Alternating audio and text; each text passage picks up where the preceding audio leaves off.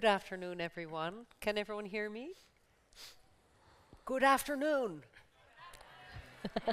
We always have to have a little bit of that physical activity, that exhalation after lunch, because we are the post-lunch hour.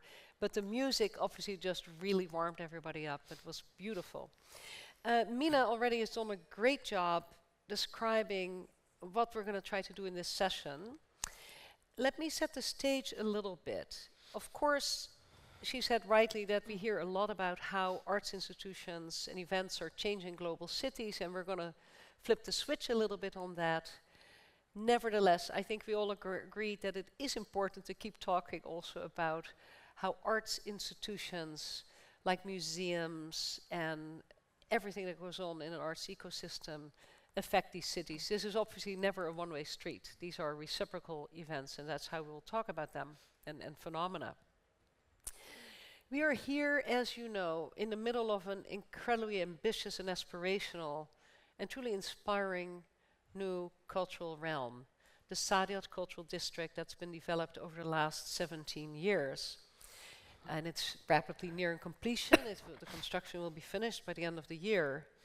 But this island, which is actually a very old historical island, although it was largely uninhabited for millennia, it has for many years already, for at least 10 years, been a very active site for visual art making and seeing, for music, for learning, for dialogue, and especially for community, for the people of Abu Dhabi, the UAE, the Gulf, and many places beyond, and of course the many people who come from elsewhere for a season, for vacation, what have you. And I emphasize this because when you see something that is a little bit like a national mall of arts and culture and knowledge institutions, it's easy to think that it's just about these grand institutions, because this is still, the island of Saadiyat is now half full, so to speak. It's half developed in the last 15 years, and it's rapidly filling out completely.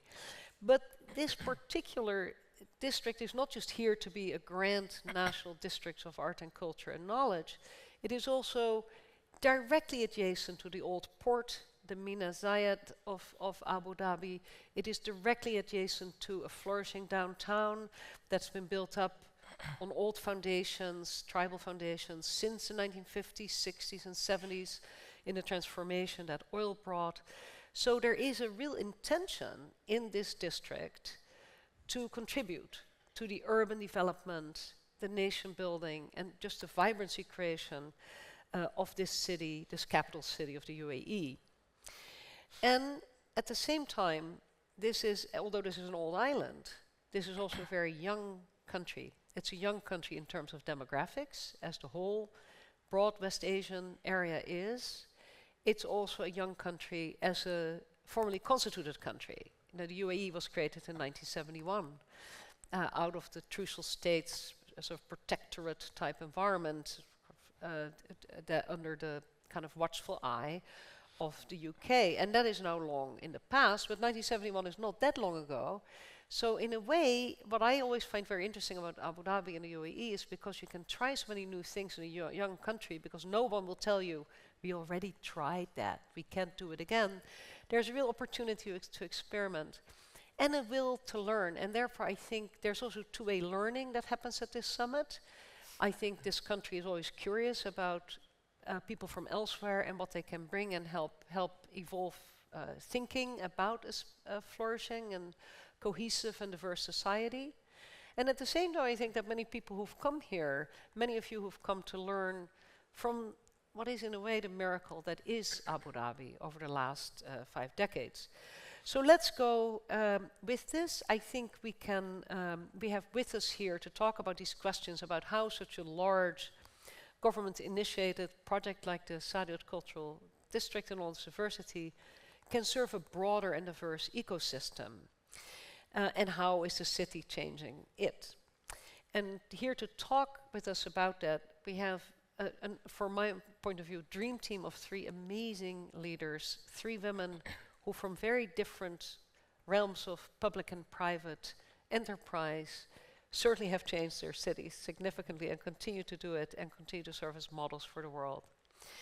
I'm going to introduce them as I ask them questions. We'll also leave some time for comment and questions at the end. Let me start with the woman to my left, Kate Levin. Kate Levin will be, many of you will remember her as the long-serving cultural commissioner of New York City under the administration of Mayor Bloomberg. And since then, since leaving public office, she has been the lead for Bloomberg Philanthropies arts sector and has touched many, many cities and institutions that way. And I want to start with this question for you. So, New York City, we all know, has one of the largest and most diversified and potent arts and culture ecosystems of any major city in the world. So I thought about your role as commissioner, and how I'm curious how you saw when you came into the role. How did you see the role of culture in the city? Did that evolve? And also maybe talk a little bit about how what you as a commissioner, as a public official, could do to navigate this very wild and woolly ecosystem. Thank you so much for the question and for letting me join this extraordinary convening. The City of New York's rationale for supporting arts and culture is that it's a public service. And for New York City, starting in the 1860s, there was a commitment to culture.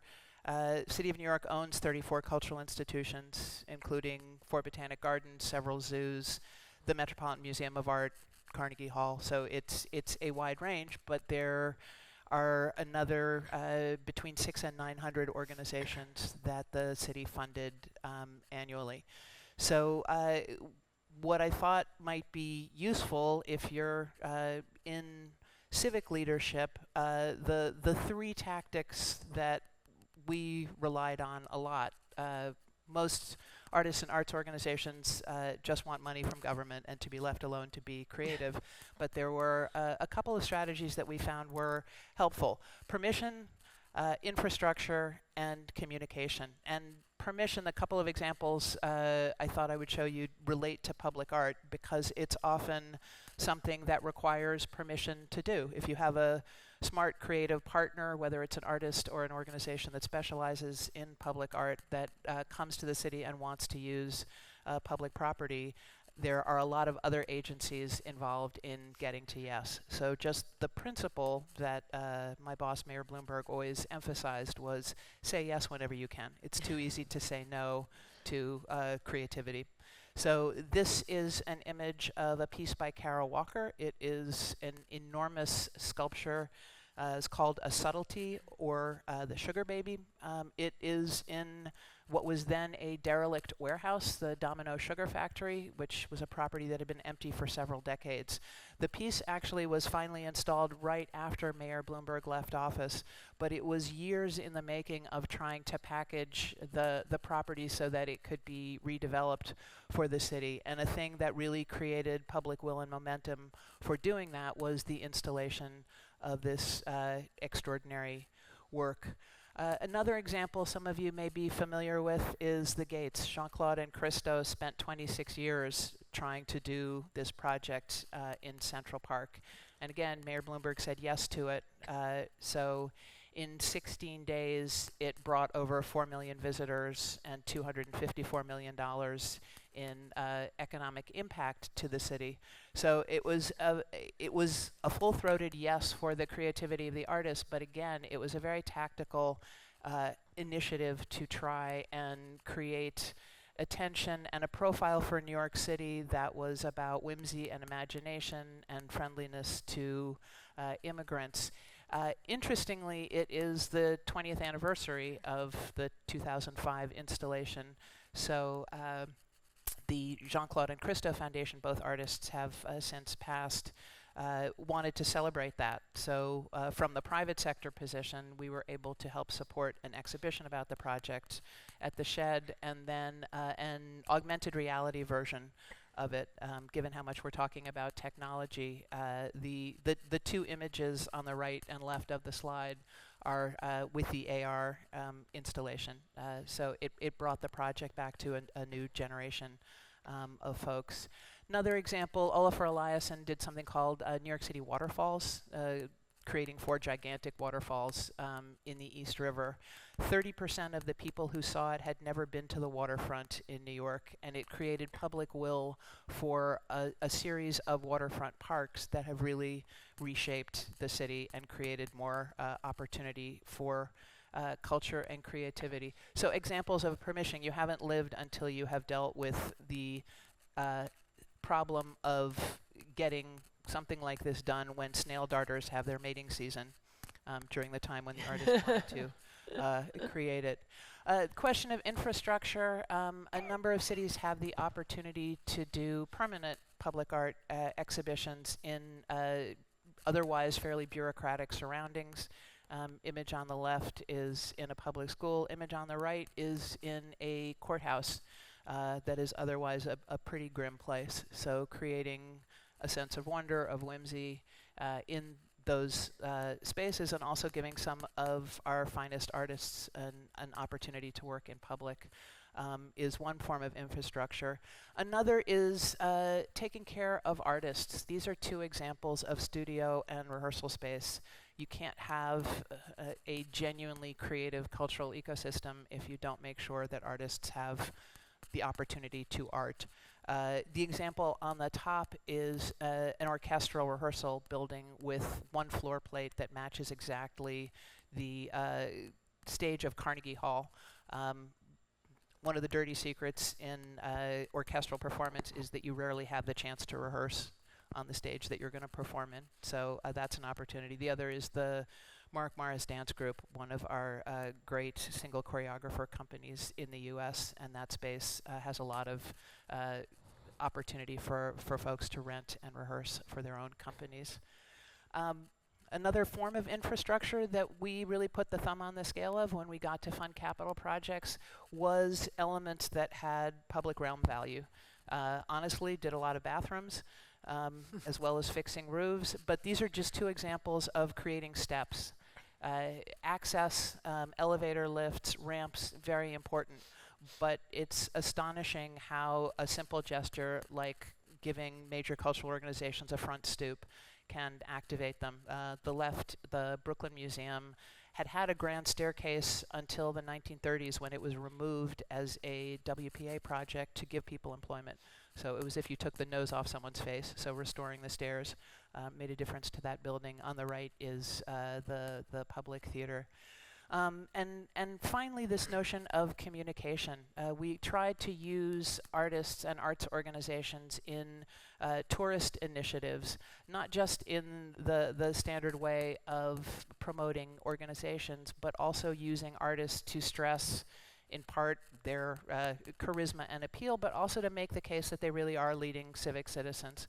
So Alan Cummings showing off his favorite vintage and bric-a-brac store, or the movie star Robert De Niro telling people about a neighborhood. It turned out to be very useful in this ad campaign that was called Just Ask the Locals. And then using cultural infrastructure for civic purposes. On the left is Mayor Bloomberg giving the annual State of the City address at one of our botanic gardens. So we always tried to use cultural institutions as backdrops for major announcements, whether or not they had anything to do with culture.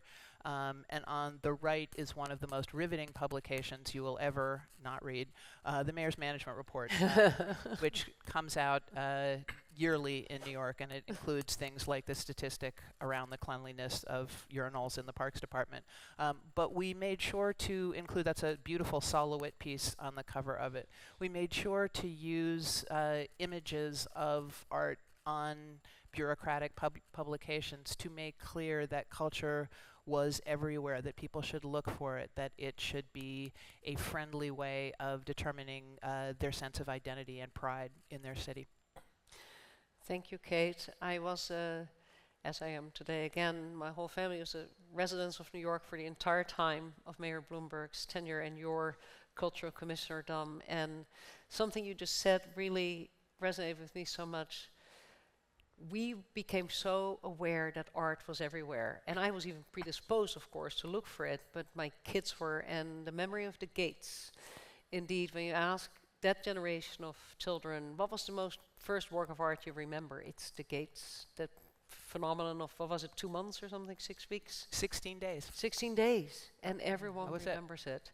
Up. And then the extension of it with this AR form not only has brought new people into it, walking through the park, bumping into each other while they look at their AR, it's also a memory piece for us and almost a museological preservation of it. So you brought up a lot of topics here that are very relevant to the question of how you actually change the city when you changed the city more than the city changed you, I think, than the arts. But you changed I didn't arts have gray hair institutions when I too. started. The city Right. changed me. Yeah.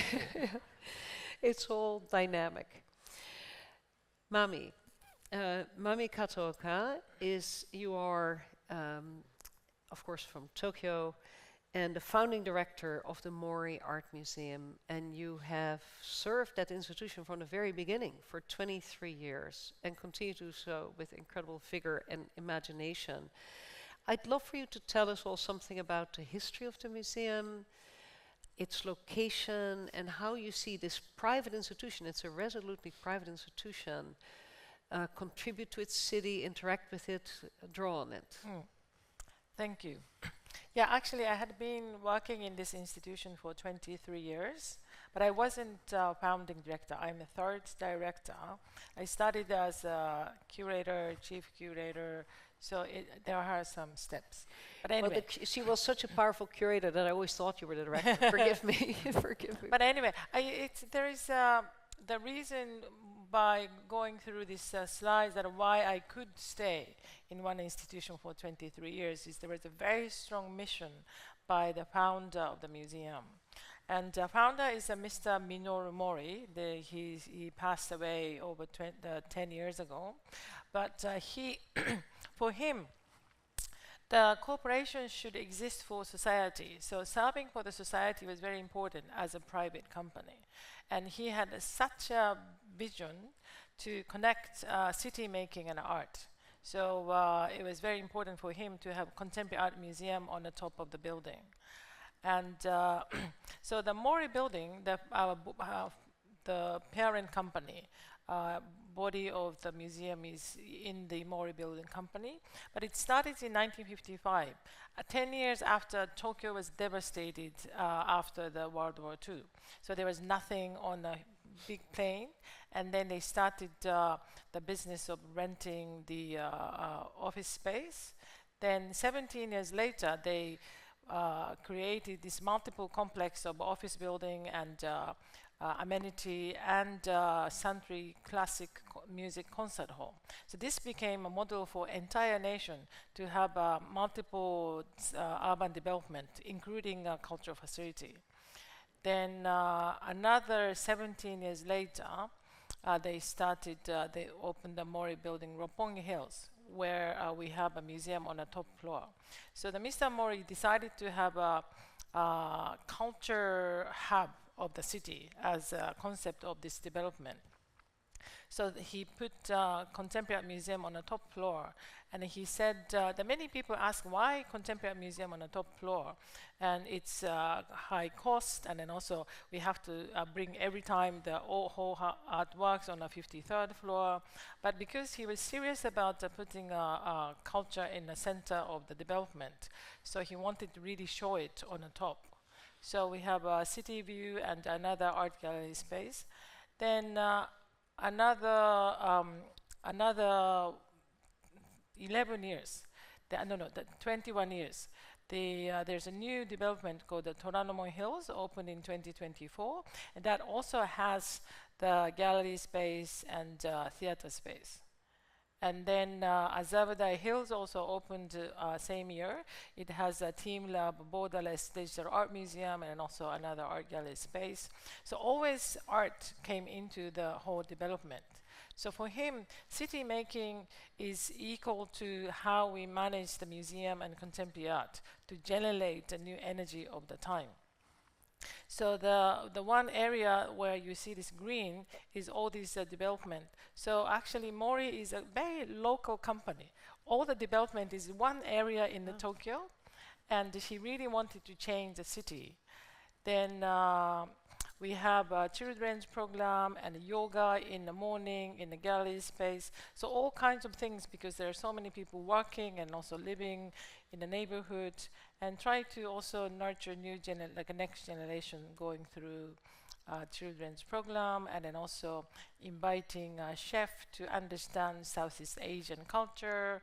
And also we have this program called the Roppongi Arts Night every year to invite the neighboring museums and then also Tokyo Metropolitan Government and Tokyo Arts Council to make outdoor installation and then also museum installations. So that one night, 2 days, like a Nuit Blanche idea from France, that their whole area becomes the art festival. And we used to have 500,000 people come over 2 days. After COVID, it's slightly less, but still it's a major event of the year. And Mr. Mori said there is no absolute or perfect solution for cities. That is why we must continue to make them evolve through time, always striving for the best. But this vision is, I completely agree with him, and I can always replace the word of the cities to the museum, and how city and contemporary art museum are in the same position that we have to continue to make them evolve through time. It's a beautiful statement, actually. The future tense always prevails. I like that active verbal sense of it. Kate said something earlier about the importance of communications, and immediately showed that it wasn't just a one-way promotion stream, although that's not unimportant, but that I loved, ask the locals. What do the locals think? You've given a great picture of the Mori Museum and the Mori that whole area as being so actually small. I used to think Mori owned all of Kyoto, and now we know it's not really true, but it's actually more powerful for it. How do you get inputs from the community around you that somehow maybe also have shaped and evolved the institution? Has there been some change over time in this regard? I think it's a unique institution that partly, of course, it's run by one company, but also because Tokyo is so broad, maybe similar to the New York and other bigger cities, that it's not community-based museum. It's really open to so many foreigners and visitors from abroad. So it has to be open to everyone. So in 2017, I started a program about the town making and museum. So since museum is on the top floor, people has to come up to 53rd floor to meet the art, which I didn't like so much. Yeah. So I wanted museum to come down to the ground level to do something with the community. And but we invite so many school group and then also community people to have a long time engaged program, so that there were 2-3 year engagement program, and people continue coming and then make something together. That is something I learned by doing biennales. That not most of the time you are given probably 20 months to come up with a concept and then deliver something, also to do something with the community people. But it's not easy to have this trust relationship with the community people in limited amount of time. So a museum, we can do it because we are always there, and then we can build this relationship with the community and then also over the different generations. So yeah, it's been some try and errors, but after 23 years, I think we are rooting ourselves. Yeah. Mm-hmm. Yeah, that grounding as an anchor institution. Obviously, we see here anchor institutions being talked about in different ways for their cities. Just to clarify for everyone, the Mori Art Museum is essentially collection-based, but you do a lot around it in terms of exhibitions, right? Yes, we didn't start with a collection.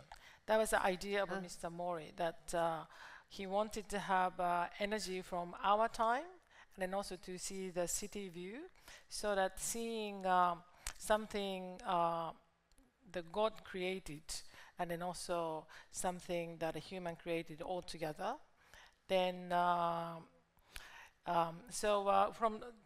it was only natural for us to start collecting, because we commission works for the new exhibition and we wanted to start collecting. But yeah, we are more temporary exhibition based museum. It's so interesting, and as I turn to Nadia, I'm thinking about this image of the museum on the 53rd floor, and all of a sudden things you've said make me understand it much better. When you see that huge extent of Kyoto or Tokyo, you see millions of people at the same time. At least you can encompass that as if you're seeing the skyline of Manhattan or something like that. And there's something about that responsibility to the city and vice versa. That's very interesting. Now, you already mentioned you like biennials for a certain reason. These are different kinds of more temporary events. Nadia Samdani, who's the president of the Samdani Art Foundation and the director of the the Dhaka Art Summit, you've created a temporary event with enormous resonance that is not really a fair, it isn't really a standard biennial, it's a Dhaka Art Summit that's kind of different from this one. Tell us a bit about what it is, please, and especially what compelled you and your husband to create this private but also very public, what do you call it, phenomenon? Thank you. So we started our journey in 2011, the Samdani Art Foundation, and before that we were just collectors. And I think through collecting we realized that I live in Bangladesh, and everything that happens in Bangladesh, it remains there. It wasn't like when I traveled across the world to biennales, exhibitions, fairs, there was no presence of Bangladesh. Then we realized that, you know, how come this is the story? There's so many things going on in Bangladesh. Why have we failed to tell our own story? This is how the idea of the foundation came, and then we thought that we would create an event in Bangladesh where we would invite the whole world to come and see our artists and our exhibitions. So yes, it's our own model, the Dhaka Art Summit. It happens once in 2 years, but it's not a biennial. It's like a pop-up museum. We do it in partnership with the government. It's in the government building. We work with curators from across the world, from different institutions, as an educational support, because we realize that over time that a lot of institutions do not have the funding for their curators' research. And we thought that this was a very important thing, that if they do not come to our country or our part of the world for their research, how will the rest of the world know about our artists? So in a way, we started working with curators, supporting their research to create an event, a show for us where everybody will see, and the curators will go back to their institutions with the knowledge. So it's a biennial event. It's like a pop-up museum. It's a festival. There's a lot of talks like this, art exhibition, performances, workshops, everything for everyone. And in a true sense, it's a public event because it's a free event. It's open for all. And in 9 days, we have about 500,000 visitors, which makes it one of the highest visited art events. And because we don't have any VIP hours, it's not intimidating. It's open. If it opens at 10 o'clock, it opens for the head of state to everybody. So I think in that way, it has become quite large, and it's fascinating. And I see today a lot of people who are here attending the panel, a lot of people from here have visited Dhaka Art Summit and repeatedly have visited because it's a breath of fresh air.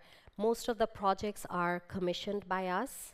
We don't really focus on big names, but more like artists that we do. And the reason why we do a lot of commissions is because we want the artists to come to Bangladesh to get a sense of the city, to get a sense of the town, and create something for us which is can relate to the public. Yes, and in 9 years, and because we have so many international visitors, whether it's curators or journalists or museums, a lot of the projects have traveled. For example, this image that we see of Joy de Broza right now, which is now you will probably all see soon at the Guggenheim. So a lot of, inshallah.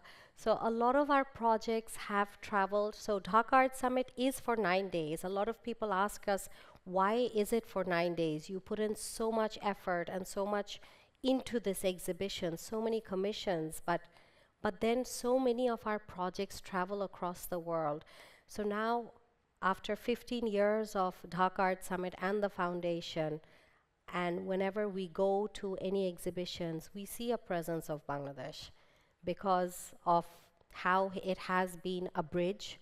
We've created this bridge for the international world to access our art, our part of the world, and also kind of talking about why we chose Bangladesh and why. I mean, of course, it's our hometown, it's in a public venue, but when we started calling it a South Asian art platform, because when people talk about 15 years ago, when you thought about South Asian art, you only thought about Indian art or some of some of Pakistani art.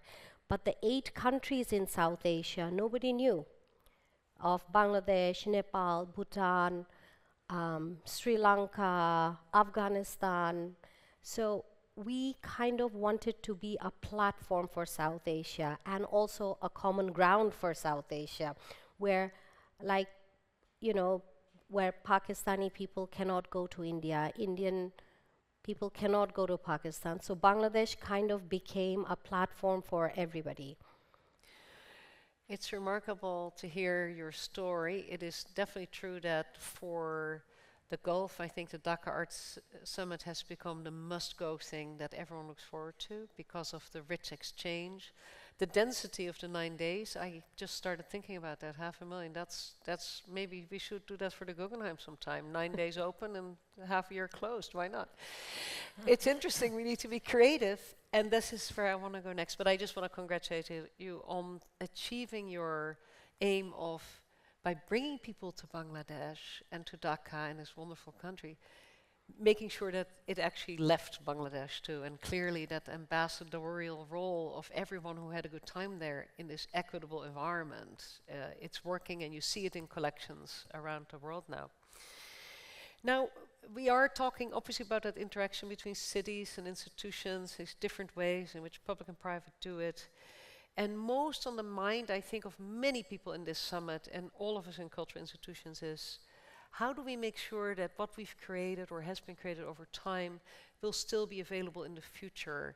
And the future, of course, is always already about the next generation. Whatever the next generation is, at any one moment, that is the future, and that's the future of youth.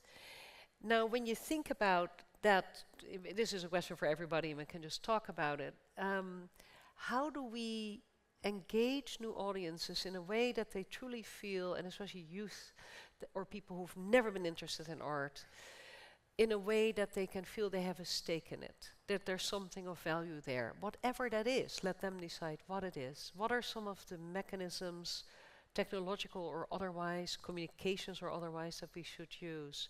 I think this is a question for all of us. I want to nevertheless go back to Kate for 1 second, because you have, in philanthropy, taken on this very new role of communicating, helping art institutions and museums communicate better about what they do. How would you talk about that work in relation to that question of you're bringing new people to the table? I think there is always a tension between institutions that are created in a particular moment with a particular point of view, and sometimes can become somewhat trapped by their own success, such that it's hard to metabolize how audiences change. I think ultimately people come to culture with great curiosity, and so the challenge is how to make the barrier of expertise as low as possible. One of the things that we've done at Bloomberg Philanthropies is create an app platform for cultural organizations that's free to organizations and to users, and we have close to 900 organizations around the world on it already, just as a sign that this is a piece of technology that people find congenial because it can communicate very directly around what's new, what's interesting. It can include augmented reality. It can be both very straightforward and simple and very nimble in making sure that individual organizations can speak with their own voice. I mean, I think part of the difficulty in addressing youth, but in addressing audiences in general, is to keep from making culture just a search engine. You want to preserve that individual voice, and I think that's what young people of all ages respond to, is a sense of curation. But whether it's through arts education programs, through creating spaces that are congenial, increasingly in the US, you can now take a drink into the theater. Just understanding that culture is a whole experience. It's not genuflecting to an object. I think those are some of the strategies that we see and that we certainly encourage. Yes, for those of you who've never used the Bloomberg Connects platform, it's an app, but you no longer even have to download it, which I think is really smart because no one likes to have more apps on their phones. But it is a remarkable tool to craft your own way through an institution, but the institution also gets to speak through it. It's really an interactive. Can institutions use the Bloomberg Connects platform to ask questions back of their audiences to find out what people are really thinking about what your offer is? The app platform includes always available data about what people are using. So the data itself talks back, as in you can figure out how long people are consuming a piece of content. If you put on videos, does everybody stop after 15 seconds?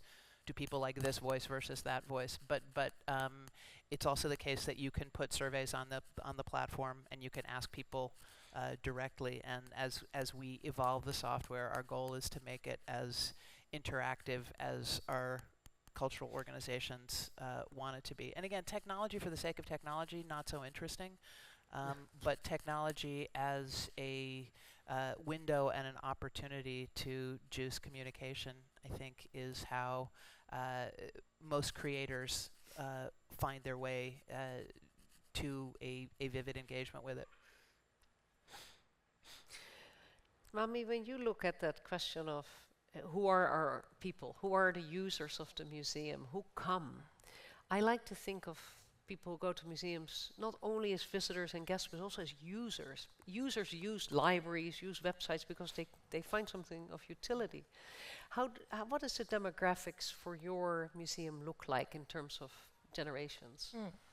I think it's only based on our question now, so that maybe it doesn't really reflect, but 75% of our audience is under 40 years old. Oh, that's and good news. if we add 40s, then it makes it like 86%.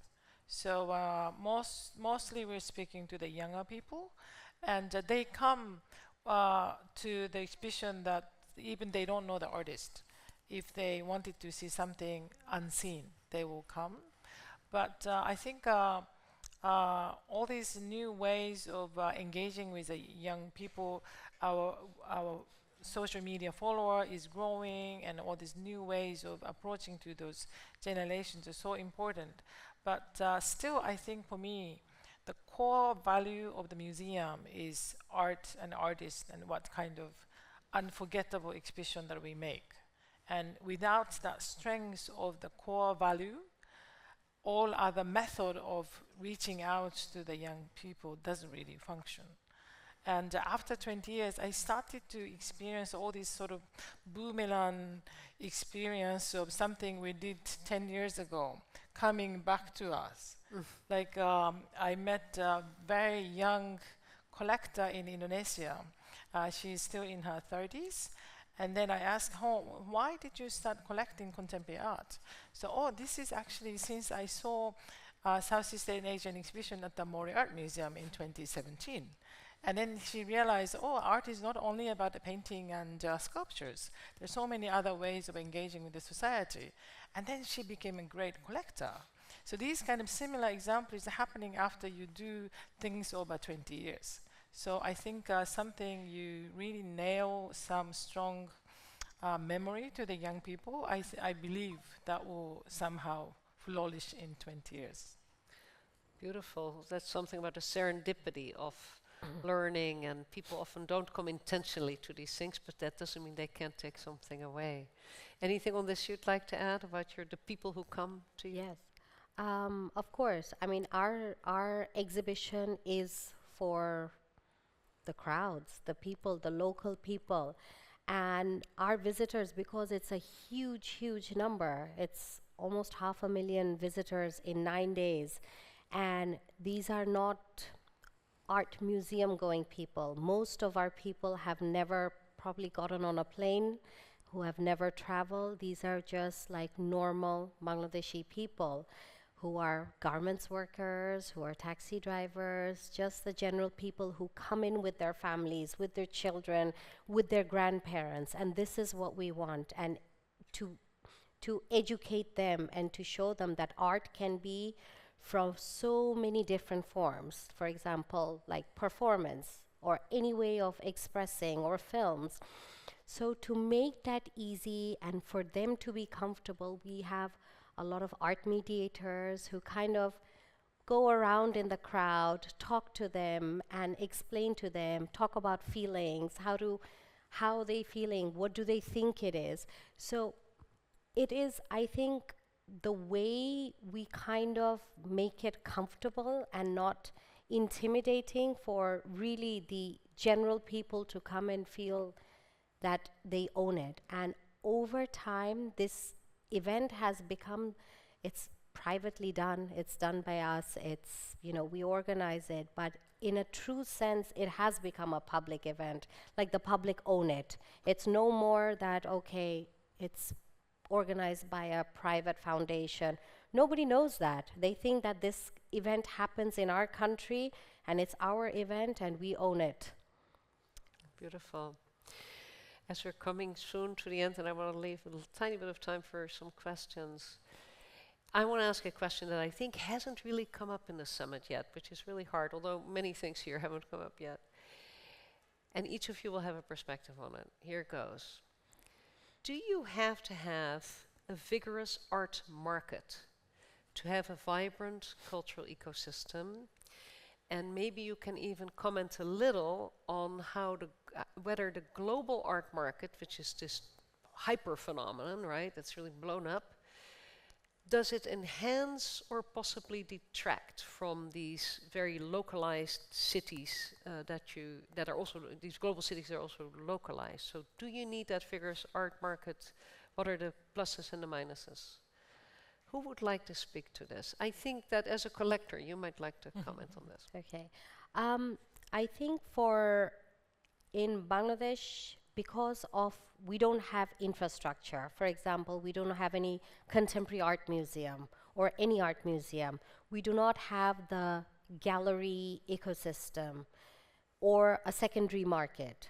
There's none of that. The art scene, there are artists, there's lots of art schools, there are hundreds and thousands of artists that go to art school, they graduate and they come out, and it becomes very, very hard for them to survive. And then to survive, they look for other jobs in marketing agency or whatever to survive.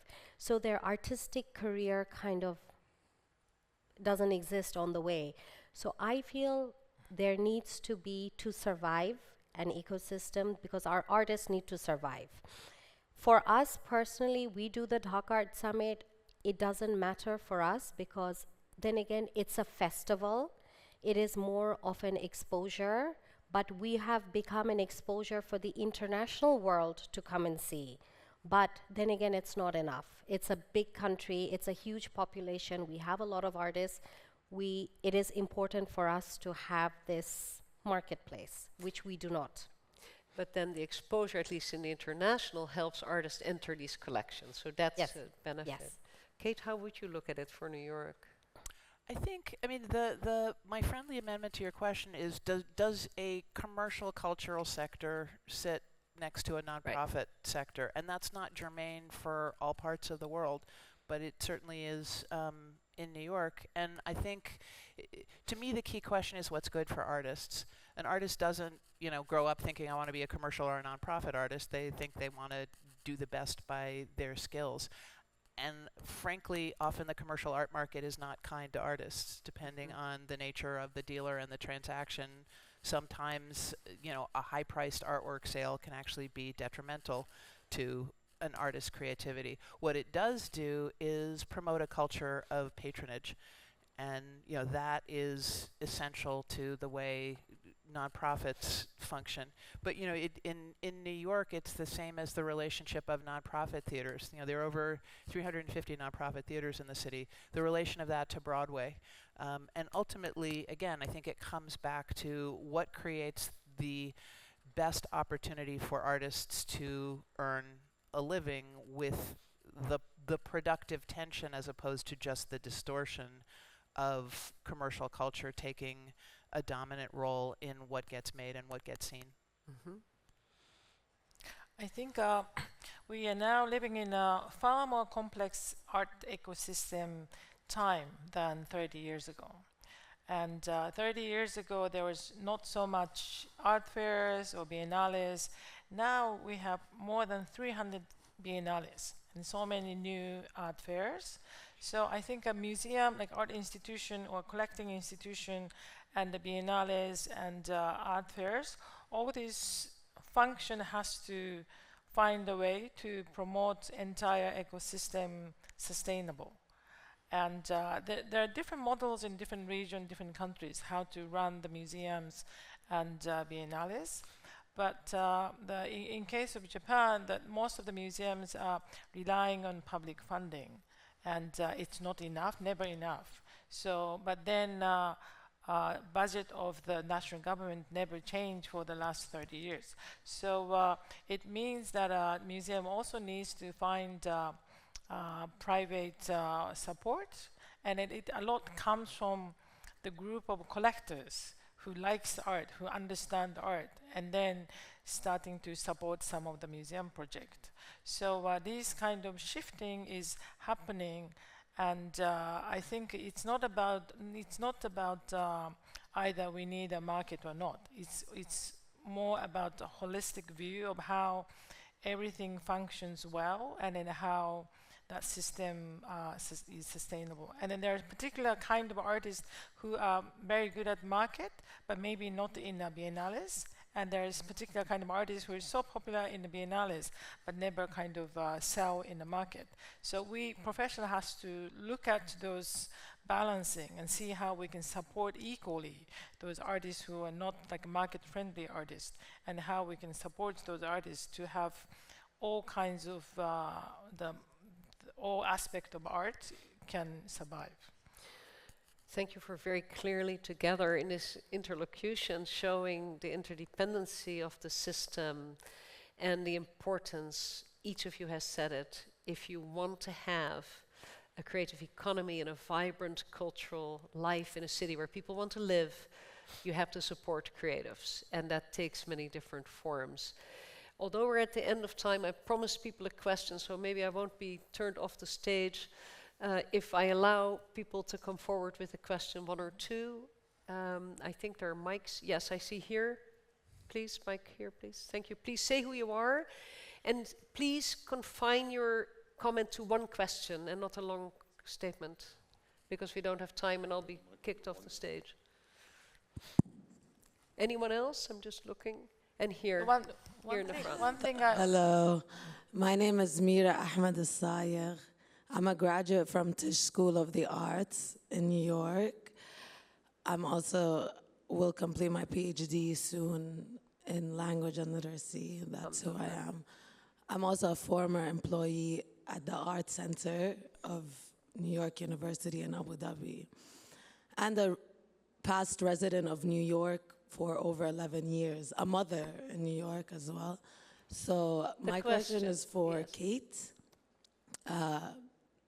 since we're in Abu Dhabi, I wonder how your experience has been in Abu Dhabi. I'm not sure if you've been here before, if this is your first time, but how you think that the Gulf and the UAE specifically will change institutions like the one Marriott is currently a CEO for, from her high position to us employees in the creative industry in the United Arab Emirates. I would love your opinion, and also I loved your presentation. Thank you very much for that. You're welcome. Kate, what do you think of the Gulf? I mean, I have been here now for 36 hours, so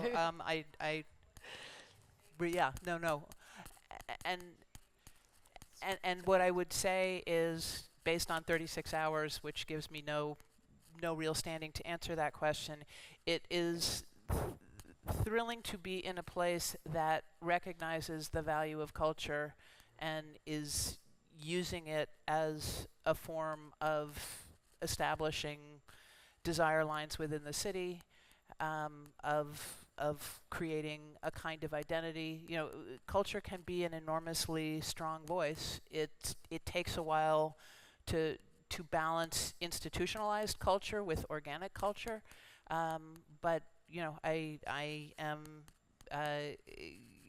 feel very privileged to be here at this particular moment in the development of this particular part of the Gulf, and you know, hope to come back and see how that manifests further. Thank you all, audience. We're at the end. I'm told no more questions. Thank you, Kate, Mami, and Nadia, to Arts and Culture in Cities.